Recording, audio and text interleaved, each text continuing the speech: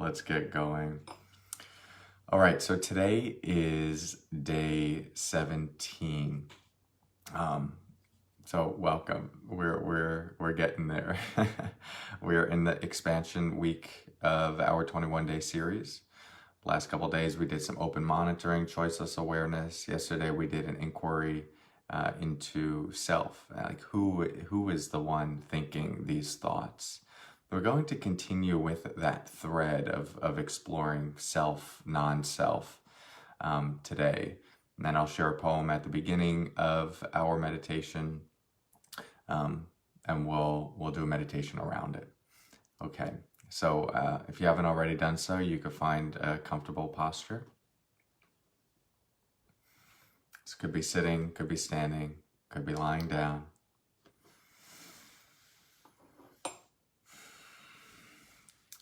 And if it feels safe for you to do so, you can close your eyes. Remember, it's always okay to keep the eyes open. Let the gaze rest down toward the floor, or the table, or your lap.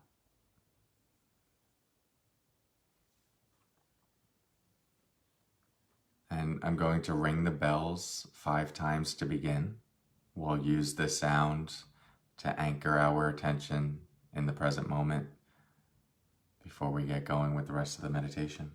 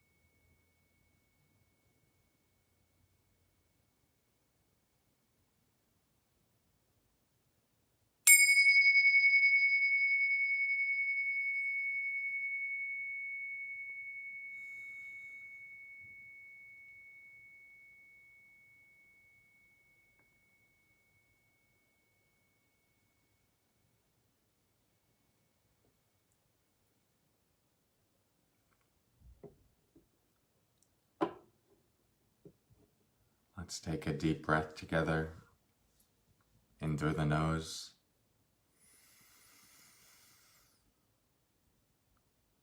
and slowly out through the mouth.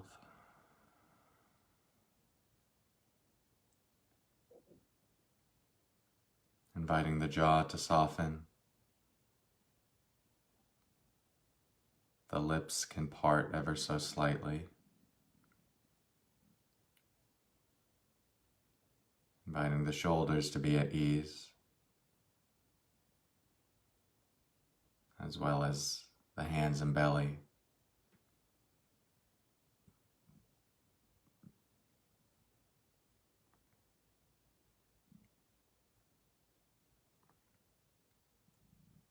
And as you rest here this morning,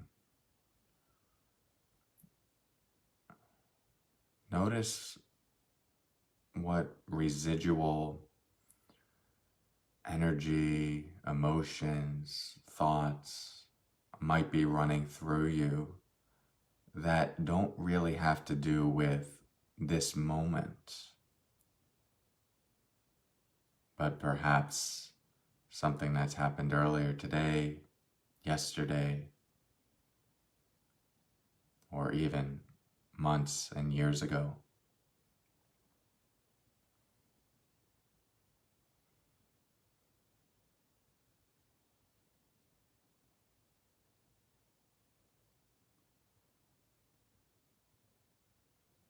Now, this could be a lingering sense of joy or excitement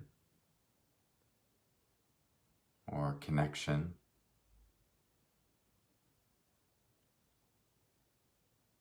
It could also be lingering stress, fear,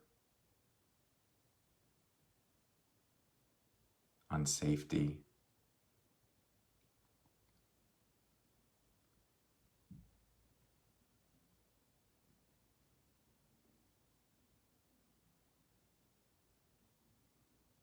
So as we settle into actually being here, it can be helpful to remind ourselves that we're okay right now. To remind ourselves what is actually happening.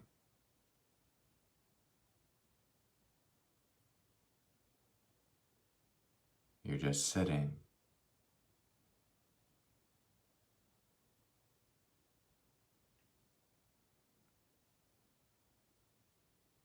Nobody's asking anything of you right now.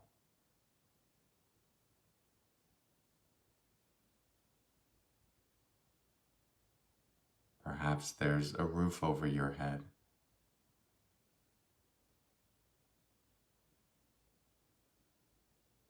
You're not checking emails in a conversation. You're here.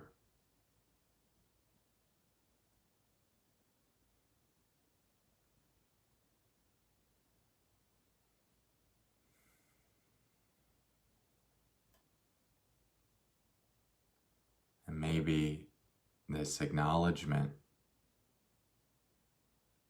can give more primal parts of the brain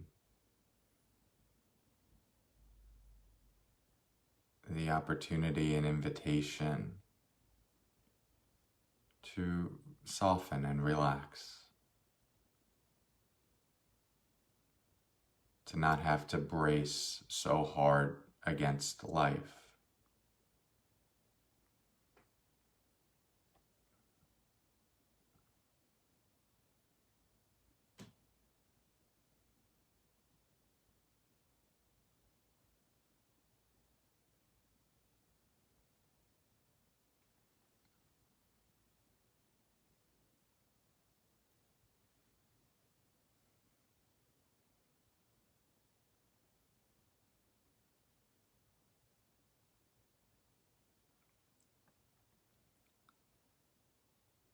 So as we settle into ourselves and the many dimensions that make up who we are, I will read you a poem by Juana Ramon Jiminez. It's called I Am Not I.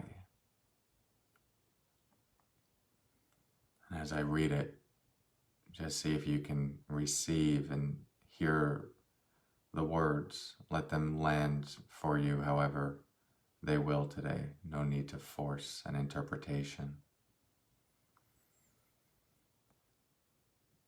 I am not I. I am this one walking beside me, whom I do not see, whom at times I manage to visit, and at other times I forget. The one who remains silent when I talk, the one who forgives, sweet, when I hate, the one who takes a walk when I am indoors, the one who will remain standing when I die.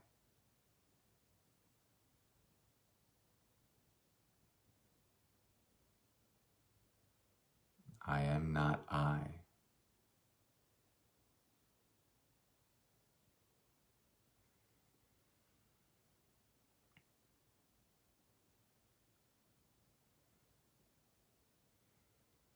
one who remains silent when I talk,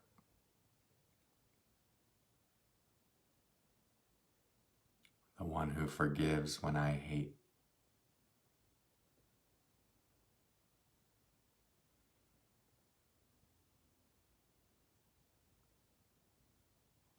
we have many layers to who we are, most often the ones we identify with, the layers of thoughts, the emotions moving through our experience, sensations, the pains, and the various sensory experiences.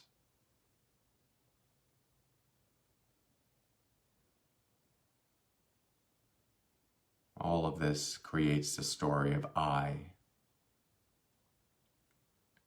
This idea of us being separate from another person or the world around us.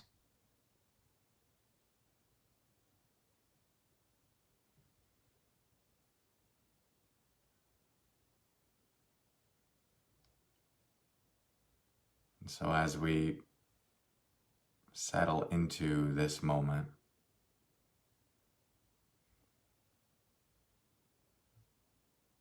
connecting with just the very simple experience of the body breathing,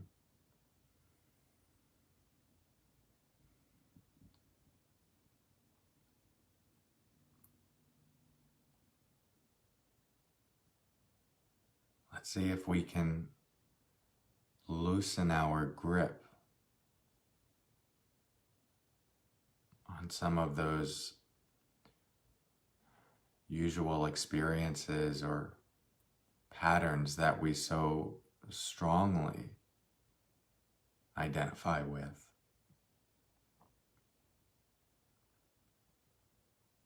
And connect into a part of us that has been there all along, but we're less familiar with. The one who is silent when you speak.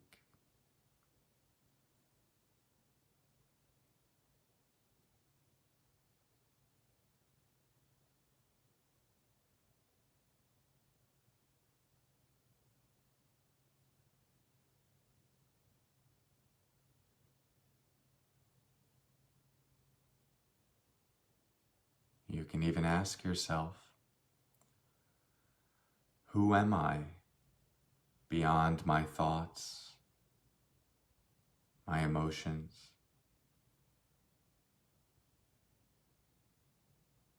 my sensations?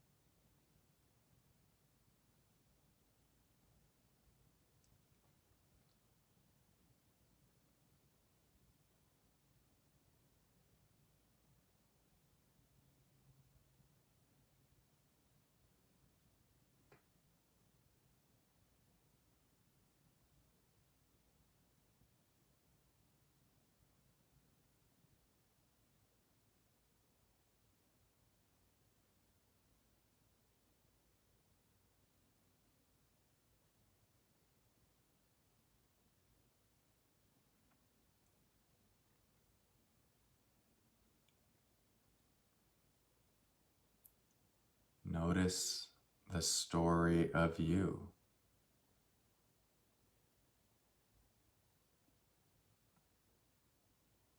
It's loaded with years, decades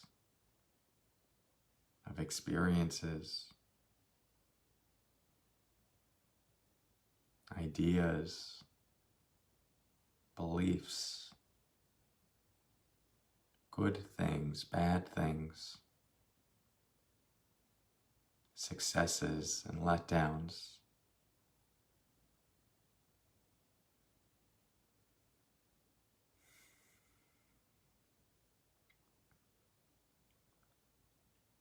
And in a moment of presence, we can let all of it fall away. Or at least choose not to let it consume who we are. And touch into this more expansive, timeless,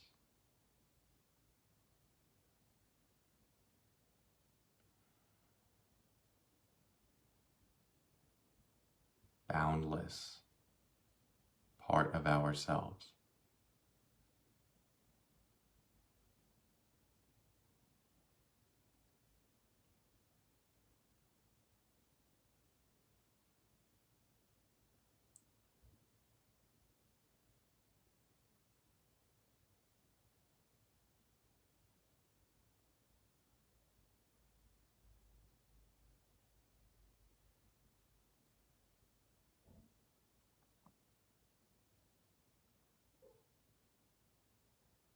And as you're connected to this part of you, you can ask yourself, what is it I need to remember?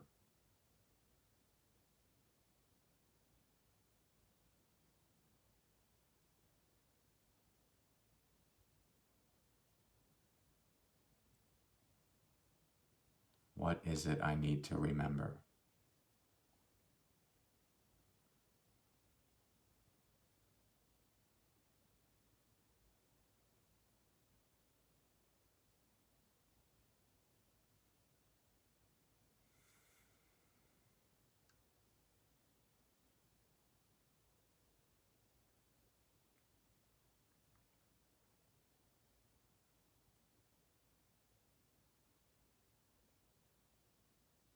Feel free to use the next few moments to attention for the rest of your day.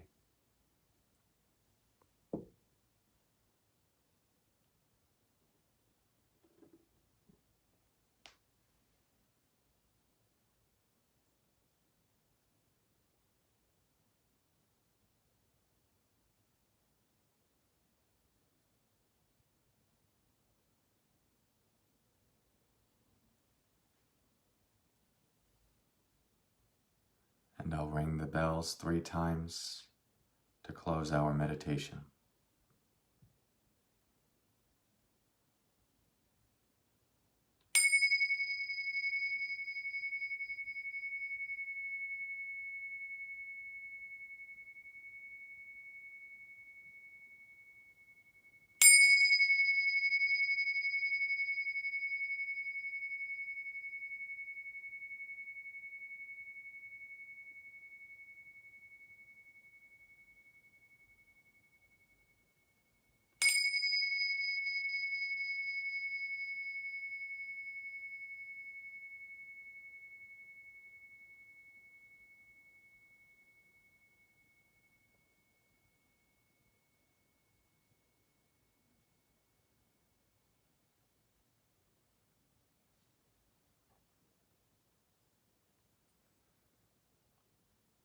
When you're ready, you can reorient yourself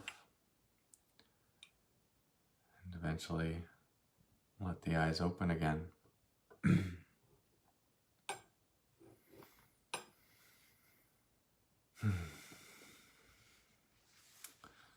Great job, everyone. It was nice to practice with you this morning. Again, that poem was called I Am Not I, so you can Google it if you'd like to revisit it.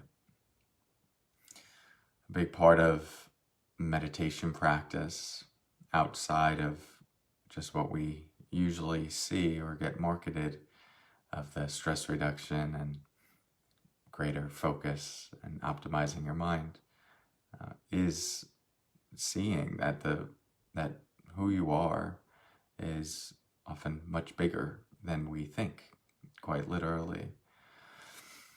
So these kinds of inquiries where we just get to challenge and start to see through or see beyond all of the usual ways that we connect with ourselves, right? The thoughts, the various emotions, physical pains that are very strong, and they pull us in and we get caught on that roller coaster. It's to take 10, 20 minutes like we do here and just see, is there more to the story? Is there more here? And it's not something you have to believe in. We're not, at least in this practice, putting faith in anything other than maybe the people that have come before and done this and said like, hey, there's something here. But it's a science experiment of sorts, in that you get to investigate. You get to see maybe there's more to you than just the thoughts moving through your mind and the difficult emotions, even the positive, fleeting emotions. So as you go about your day, that would be my encouragement to continue just to see when you get caught up in that small sense of self. Let the body relax, let it soften. All of that gripping, the reason we relax in the beginning or invite the body to relax, it's called all of this physical gripping. It just reinforces to the mind that there's something we need to be fearful of. It reinforces the small sense of self. And there are times for it, of course. Right? We live in the relative world. There are dangers, there are pains. So anyone that tells you that that's like fear has no space, lives a very good life. So we use those experiences when we need them, but a lot of times we don't. They're being used out of conditioning, out of habit, out of pattern, and our task is to just start to see what else is there. We're getting more data. One question was, is a small sense of self essentially the ego? Yeah, we could call it that. The small I, the small mind, they might call it, the small self, the little self, and then the capital S self. Ego structure. There's all different words all of us hippies use to describe all of it. But yeah, ego is synonymous with that. And before we go, like, ego is not bad. I still remember in Burma, this very extended, long, 18-hour-a-day meditation retreat. Of just like, to actually get to a place of non-ego, no ego. I mean, it's like hard to function in the world once you do, because there's no longer the same connection with your motivations and needs. And like, we're talking like total egoless space, right? But we can reduce our attachment to the ego, our attachment to our various impulses, attachment to our thoughts, and not take them so seriously, and expand our sense of self because of that. But what happens a lot in the meditation communities and contemplative traditions, the spiritual communities, is a big time bashing of the ego and creating an enemy with it, and trying to transcend it prematurely. And what that does is it just it creates an oppositional relationship to your life, because you need some level of ego or sense of self to function. And someone might push back on that and say you don't, and let's just say that is true. What I will then say is it's very difficult to live in the world and be in a relationship and make money and try and have a business and like take care of your kids and drive a car without that in some way reinforcing a sense of ego. So all to say, for whatever it's worth coming from me, is I would just cut yourself a little bit of slack if you find yourself caught up in the ego. This is very much our conditioning, how we were designed as humans. And as long as we're going to be in this brain and this body, that stuff is going to come up over the course of a lifetime. I haven't seen an example yet of someone that is not caught in that in any way. I've met some very, very deep practitioners. Just haven't seen an example of it yet. So what I'm more interested is an integration of it all. You know, what's the deep stuff that you might get if you go on a retreat or out of a meditation practice?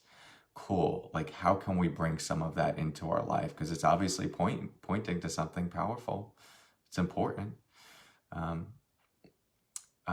But to think, you know, we'll just dwell in that space, like during the most difficult arguments we have with our partner. Maybe I'm just not there yet. But I like wholeness. I like integration. And more than anything, I think we could focus, if we just focus on befriending our experience rather than trying to transcend our experience, all of the goodness we're looking for would come out of that, including the transcendence. So that's all I'll say for today. Thank you all for your practice. I will talk to you tomorrow. We have a few more days left. Share the good word for the final days, and all of these you can find on YouTube and Facebook. Take care. Have a good one. Bye.